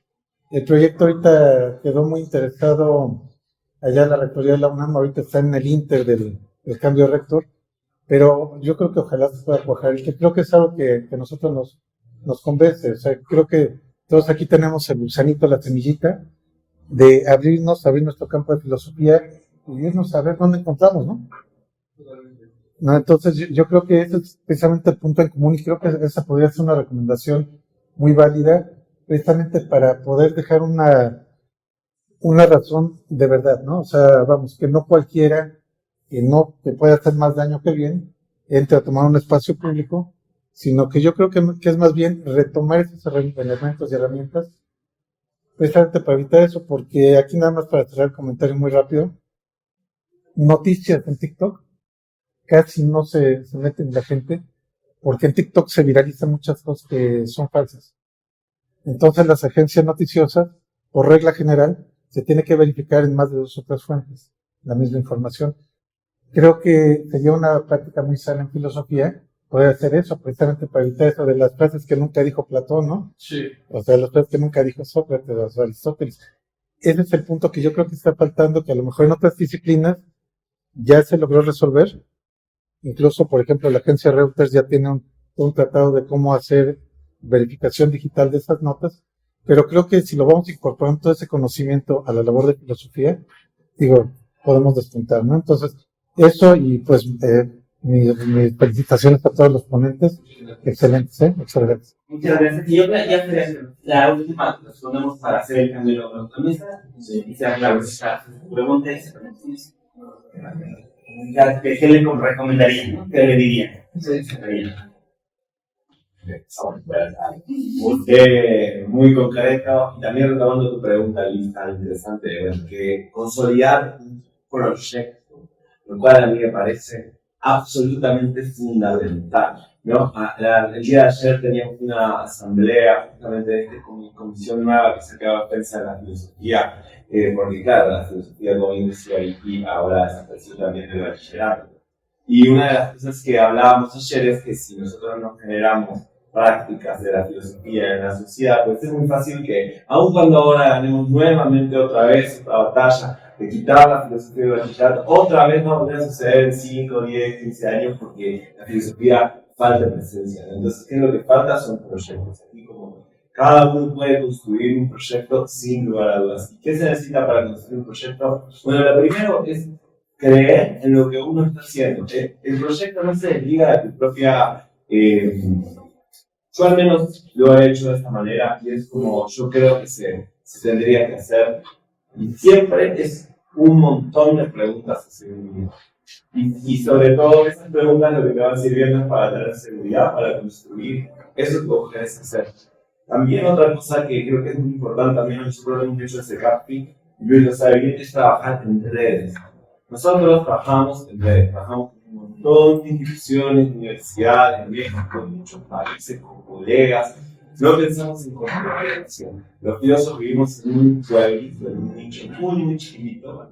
Y la verdad es que lo que hace falta son filósofos, lo que sobran son lugares. Y abogados. Exacto, y abogados. Porque si no nos aprovechamos también.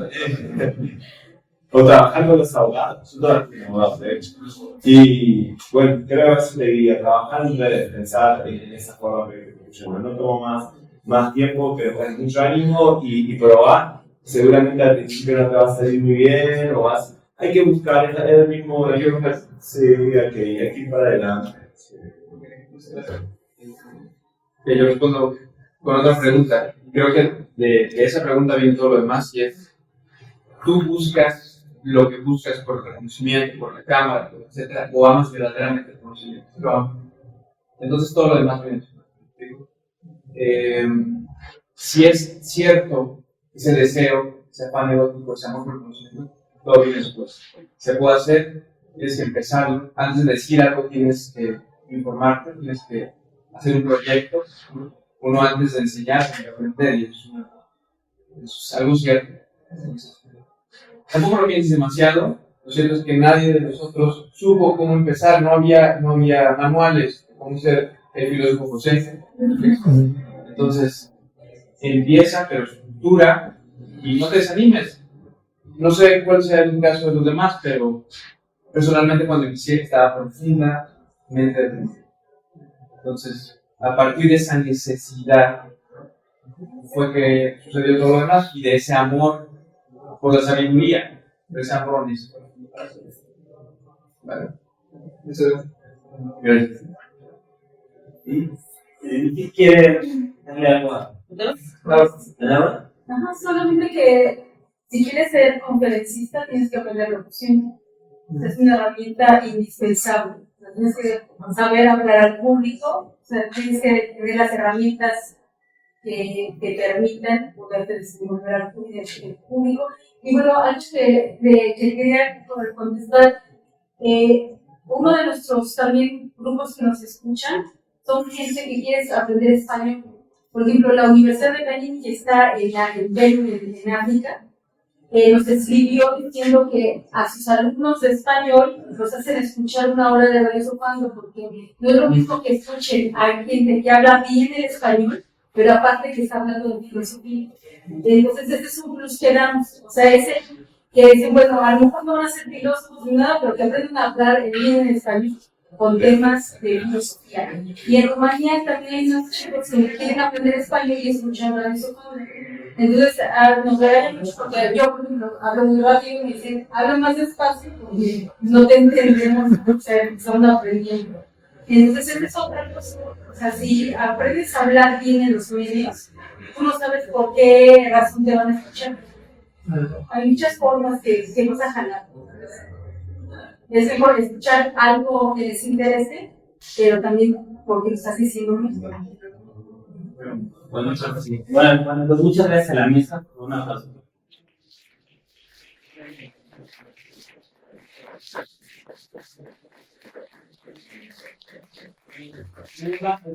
Terminamos esta mesa, vamos a pasar a la siguiente, que es la última.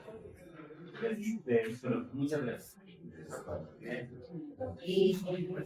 Ahí tengo mucho.